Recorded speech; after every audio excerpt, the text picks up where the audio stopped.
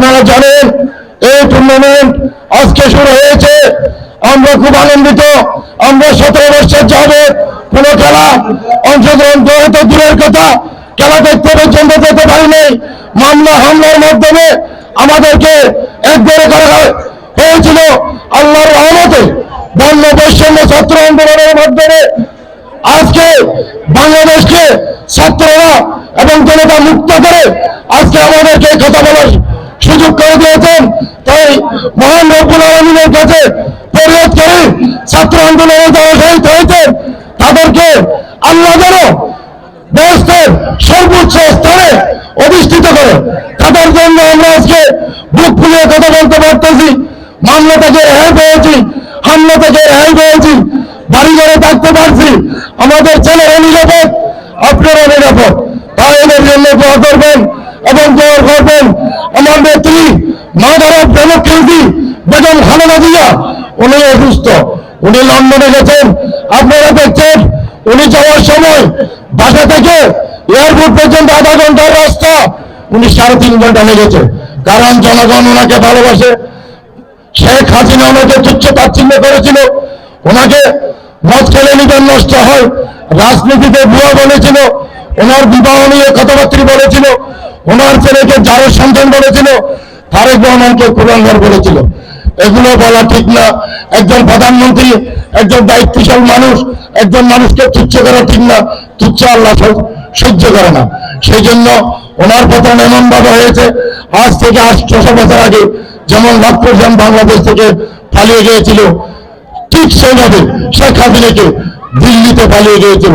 খালেদা জিয়া তো পালিয়ে যায় নাই, 5 বার জেল কেটেছে, একবারও তো পালিয়ে যায় নাই।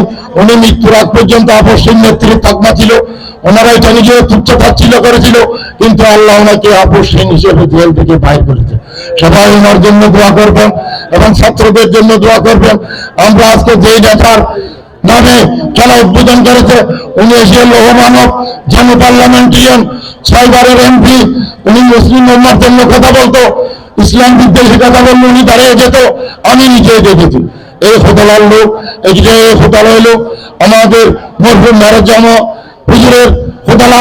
এই ফোটালা তিনি আসলে সরবপাড়াতে গেলে, খানুরান মাদ্রাসা গেলে আগে মেরজাম হুজুরকে সাথে কথা বলে দেখা করে অন্য ফোটালা আসতেন। আমরা যখন ওনার পিছনে পিছনে আসতাম ফোটালার আপাময় জনসাধারণ, এমনকি মহিলারা পর্যন্ত রাস্তায় ঝাঁপিয়ে পড়তো। সেই জবাব দিনকে থানাসার একটা ট্রাইব্যুনাল গঠন করে ওনাকে মেরে ফেলা হয়েছে। ওনার বিচার করতে হবে। ওনার ছেলে হম্মাম কাদের চৌধুরীকে গুম করা হয়েছে, ওনার বিচার করতে হবে। এই সরকার, শেখ হাসিনা সরকার যেইভাবে তুচ্ছ তাচ্ছিল্য করেছে, আজকে বাংলাদেশে যিনি প্রধান উপদেষ্টা ডক্টর মোহাম্মদ ইউনূস চট্টগ্রামের গৌরব, চট্টগ্রাম না সারা পৃথিবীর গৌরব। এমনকি ডক্টর ইউনূস যখন জাতিসংঘে যায়, জাতিসংঘে কোনো নিম্ন মানুষ দাঁড়িয়ে সম্মান করা, এটা দাঁড়িয়ে সম্মান করা আছে আমাদের বাংলাদেশের মুসলমানের প্রতি। কিন্তু ডক্টর ইউনূস যখন আপনার জাতিসংঘে ঢুকে, জাতিসংঘের সমস্ত পৃথিবীর রাষ্ট্রের প্রধানরা দাঁড়িয়ে সম্মান করছে। ওই ধরনের লোককে শেখ হাসিনা তুচ্ছ তাচ্ছিল্য করেছে, শুধু বলেছে, এই বলেছে, সেই বলেছে। কিন্তু আপনারা তো জানেন মুসলমানেরা যখন বিপদে পড়ে কোরআন হাদিস থেকে একটা দোয়া করে, দোয়া ইউনূস নামে পরিচিত। আল্লাহ এমন ভাবে আওয়ামী লীগকে বিতরণা করতে দোয়া ইউনূস পড়ার সুযোগ তাদের নাই। দোয়া ইউনূস ডক্টর ইউনূসের নাম আছে, সেই জন্য দোয়া ইউনূস পর্যন্ত পাবে। সেই জন্য আমি আমার দলের নেতা কর্মীদেরকে বলবো, মানুষকে তুচ্ছ তাচ্ছিল্য করবেন না, মানুষকে ভালোবাসবেন। নির্বাচন বহু দূরে, নির্বাচন আদৌ হবে কিনা সন্দেহ আছে। সেই জন্য আমাদের দলের নেতা কর্মী, বিশেষ করে ছাত্র দল, যুব দল, কৃষক দল, শ্রমিক দল এবং স্বেচ্ছাসেবক দল, সবাইকে বলবো ভালোবাসা দিয়ে মানুষকে আগলে ধরবেন। কারণ রাজনীতির ভিতরে রাজনীতি আছে। আরেকটা রাজনীতির দল বুঝে উঠে যাবে, তখন থেকে আপনারা টিকতে পারবেন না। অনেক কষ্ট পেয়েছে, আমাদের ছেলেরাও কষ্ট পেয়েছে। আমার যে ছেলে এখানে আজকে উপস্থিত হয়েছে, উনি চট্টগ্রাম কলেজে অধ্যয়নরত, ওনাকে গুলি করা হয়েছে সিটি কলেজের গণ্ডিতে।